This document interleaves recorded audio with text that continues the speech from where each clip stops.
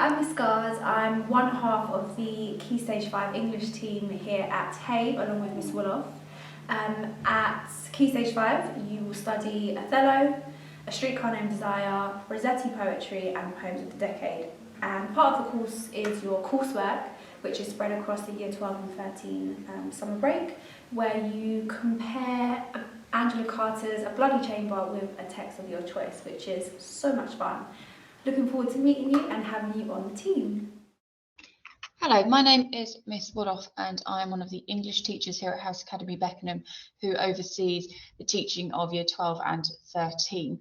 And my little snippet here is just to take you through what sorts of activities we take part in our English lessons here, and also to show you what the outcomes of that might look like in your books and folders, and how we provide feedback to ensure that you would make the most progress that you possibly could and get the grades that you do deserve to move on to universities and future job prospects. So moving back to the sorts of texts that we study, one of the poetry text that we look at. It's an anthology called Poems of the Decade, and it looks at modern poems written since the 2000s that explore topical themes and issues that would be relevant to both you and I today. So the poem we've looked at is called, or we're looking at today, sorry, is Please Hold. And we've got that big question there saying, is society actually progressing? So we're thinking about through the poem, throughout the lesson, whether human beings are evolving, or is there some sense of devolution here? Is there some sense that humanity has progressed so far that now it's turning back on itself? That's a Victorian ideal that you might have looked at GCSE if you were exploring Jekyll and Hyde for your GCSE A-level, GCSE literature. Is that something that's present today, or is it the fact that technology has become so advanced that we're now becoming over-reliant on it? These are both sorts of issues that are tackled in the poem we're looking at today. So is society or is humanity even progressing is something that we're considering. And you've got the key word there, existential. And this just means essentially anything that's relating to existence. So an existential poem or an existential text will be looking at issues and thoughts and philosophies around human beings' existence. Why are we here? What are we doing? Are we making the most of our time on earth? Are we ensuring that we are setting up humanity to be the best that it can be for future generations as well? If you're thinking about local climate change protests happening up and down the country, these are issues that are still very relevant today. So thinking about the title then, Please Hold, where might you hear this phrase? Would you be able to make some predictions about the poem, and what kinds of themes do you think might appear? Thoughts you could have when you hear the phrase please hold could be a polite request for somebody. Could you please hold this for me? It could be, depending on the tone of voice in which it's said, it could be more didactic, it could be more of an instruction. Please hold, if said more firmly. It could be that you hear it on the phone, so you've phoned up to get through to the bank and card's not working, whatever it is, you've lost your card, and they say, thank you for your call, can you please hold? Those sorts of ideas. So themes that might come about from that is human interactions, human relationships, I suppose, looking at civility, private versus public could be a theme that appears through this. Outwardly polite, inwardly seething, which definitely appears within our poem. And also just thinking about some of the ideas here. So politeness and civility, as we've said, pleading or asking. It does imply some sort of delay or having to wait, which could then lead on to a resentment, because human beings as a species, not very patient. And then this idea here that it's a request or an instruction, depending on the tone in which it is said. So without further ado, here is the poem itself. As I read it, starting to think about those existential ideas, humanity, why are we here, what are we doing, are we progressing? And then I'll put out a few key points before moving on to looking at students' work. So please hold. This is the future, my wife says. We are already there, and it's the same as the present. Your future, here, she says. And I'm talking to a robot on the phone. The robot is giving me countless options, none of which answer to my needs. Wonderful, says the robot when I give him my telephone number. And great, says the robot when I give him my account number. I have a wonderful telephone number and a great account number, but I can find nothing to meet my needs on the telephone. And into my account, which is really the robot's account, goes money, my money, to pay for nothing. I'm paying a robot for doing nothing. This free is called a charge, says the mind-reading robot. Yes, but I'm paying for it, I shout, out of my wonderful account into my great telephone bill. Wonderful, says the robot. And my wife says, this is the future. I'm sorry, I don't understand, says the robot. Please say yes or no. Or you can say repeat or menu. You can say yes, no, repeat or menu. Or you can say agent if you'd like to talk to someone real who is just as robotic. I scream agent and I'm cut off, and my wife says, this is the future. We're already there and it's the same as the present. Your future here, she says. And I'm talking to a robot on the phone and he's giving me no options in the guise of countless alternatives. We appreciate your patience. Please hold. Eine kleine Nachtmusik. Please hold. Eine kleine Nachtmusik. Please hold. Eine kleine Nachtmusik. And the robot transfers me to himself. Your call is important to us, he says. And my translator says, this means your call is not important to them. And my wife says, this is the future. And my translator says, please hold means that for all of your accomplishments, the only way you can now meet your needs is by looting. Wonderful, says the robot. Please hold. Please grow old. Please grow cold. Please do what you are told. Grow old. Grow cold. This is the future. Please hold. So here you have the I think amusing. Some people might identify with it on a more personal level and acknowledge the frustration. But you have a man who's on the phone trying to get through to the bank. He's in this automated service where he has to press certain buttons or say certain words to get through to the operator themselves. And his blood pressure is clearly rising. He's clearly very frustrated with the situation that he's in. He feels like he's not speaking to anyone meaningful. He's not getting the answers that he needs. And it's not a good day for this person, and we can tell that through the tones of voices that's created and the juxtapositions between the husband's or the narrator's kind of impending frustration towards the end there, towards the kind of the crescendo of the poem, thinking about the Eine kleine Nachtmusik repetition there, and then the breaking of that in the third line. That really epitomizes how frustrated and how angry he is. And then that's only but followed with more repetition from the robots, more repetition from the wife and the translator. And you can just see how this is kind of an endless cycle for both the narrator and for humanity here. And indeed, that cyclical structure is repeated through the phrase, please hold. It's how we finish our poem at the end there.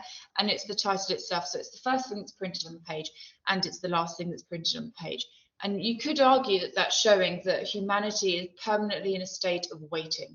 Okay, we're not progressing, we're not doing better for ourselves, we're not doing better for each other, we're just sitting and we're waiting, and we think we're progressing, as within the poem. We think that life is better by moving everything over to technology, by replacing people's jobs with robots.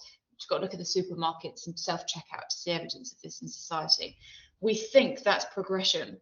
But actually, it's not. It's holding people back, and it's making us wait for things to happen. So you can see that there. And I think also what's really important, or what's really interesting here, is the way that the different voices within the poem are presented. You'll notice that you've got the narrator, and then you have his wife. Not the most independent of thinkers is his wife. All she says, it seems to say, is this is the future. I'm sure you can make your own commentary on women and men and the roles that plays out here. But nevertheless, you've got the narrator, his wife, the translator, who is his, I suppose, the person in his head, as it were, that's telling him his true thoughts. Then you have the robot itself on the phone. So you've got all these different voices, and not a single one of them is marked by a sense of italics or even speech marks here. So we don't know. It's very difficult unless you really hear the poem aloud or read the poem aloud for you to decipher just by looking at the page who's speaking at which point. Now, I think there's a variety of ways that you could analyse that. You could be thinking that it's showing that there's a lack of structure in society. We all know when you're reading a novel, when you're reading a text and there's a new speaker, you drop onto the next line, you get a new sense of punctuation through the quotation marks, and then we move on and everything's very, very clear. Here, that is not there. So the lack of structure in society that's manifested through this over-reliance on technology creates a messy looking poem when you're looking for finer details. But generally speaking, on the page, it looks quite organized. You have your very long stanza, and then you have your three lines at the end. Whilst not a conventional structure or form, it still looks neat overall, but within the neatness, there's a sense of messy deterioration through the lack of punctuation. So that's one interpretation. Another way of considering this, or considering why the poet chose to do this, is that it could be thinking about the fact that humanity is actually evolving, or devolving, I suppose, going back to what I said in the starter, where we don't have opinions anymore. We all say the same things, we all look the same way, we all parrot each other and copy what the other person's saying. And there's no sense of individuality anymore. You can't pick up the phone and talk to somebody that you want. You can't talk to your wife without her saying the same thing over and over again. The only element of personality within this poem is the translator, which we've already said is part of the narrator's psyche himself. So all sort of interactions with humans is really superficial, and the lack of punctuation here, or the lack of definitive voices upon appearance, is showing the fact that we are not a cohesive kind of humanities, but maybe we would like to quite think that we are. So I think the existential kind of questions that are arising through the poem in both form and language are really important here. I could go on for hours about this poem. I think it's fantastic, and I'm sure you can see the humour in it and the deeper meanings. And this is just one of the collection that we study many more poems just like this, just as interesting, just as relevant and pertinent to yourselves. So please do consider maybe even just picking up a copy of Poems of the Decade at the very least. In terms of how that would manifest itself in a lesson, we would have all of those discussions. It wouldn't be quite such a ramble from myself, but we'd have all those discussions in class. And then towards the end of that lesson, or maybe as a homework piece, there would be a range of activities that you could be asked. So if we look on this slide, you can see that on the left, you've got your typical, I suppose, end of the lesson essay type question. This person's just written one paragraph here. Was about Othello, not about poetry, but it's the same premise. So writing deliberate practice, one paragraph outlining their knowledge, or consolidating their knowledge from the lesson. And as you can see there, I've marked it there with actions to complete with a pink box, and then just comments and praise, which is just as important, written in the margin there. And if you see there on the left-hand side where it says quote in the pink box, if you follow the line across, she has then added in the quotation marks where needed. And where I've said complete the analysis with multiple interpretations, that has then been added to the end of that paragraph. So not only is the marking happening in the lessons, live marking as this was, the marking is with questions so that you can respond to them. You can see that your work is improving through the additions that you're making with that dialogic marking there. And also you're getting poignant and much needed essay practice and exam practice throughout the course of the year. We don't just wait for a mock exam and say, here's your first essay, off you go. That is built up for you and structured. On the right hand side of the screen there, you've got another student's mind map, still on the Othello series, and we're looking at the themes of honour and reputation currently, and this student has gone away, and for their homework they consolidated their learning not in an essay or for deliberate practice, because that would have been done in the lesson, but this piece of homework was to draw key quotations from across the text, and maybe even find critical analysis that would apply to that theme. So thinking about critics and maybe any ideas that they would have that you could both agree and disagree with. And that's just as important here. The idea of English, not only for your A level or for your GCSE, but for life, is you are critical thinkers. You have opinions on the world, of course you do. And the idea is that you can then project them into your writing and then walk out into the world as adults with formative opinions, and that's so important here. So all of the tasks here that we set up, right through to the coursework, it's a 3,000 word essay that you'll be doing in the summer of year 12 to year 13, which is a task that sounds mammoth, but students do thoroughly enjoy. As you can see here, first drafts get very much deep marked. Students then go away with that marking. They will then work through the notes I've given them, come back, double check any other questions or help or support that they need. We are always here. We run clinics for the coursework as and when needed. And it is a very supportive process going through the A level here to, like I say, make you the young adults that you need to be to go into the world as competent literature students and competent thinkers and competent speakers. That's the overall aim of us as a teaching body for English literature at A level. So hopefully that answers any questions that you may have. If it is the case that you still have further questions or you want any additional information, please do email me d.wooloff@harrisbeckenham.org.uk, and I'll be more than happy to reply to your queries. But thank you very much, and I'll leave you to the rest of your day. Goodbye.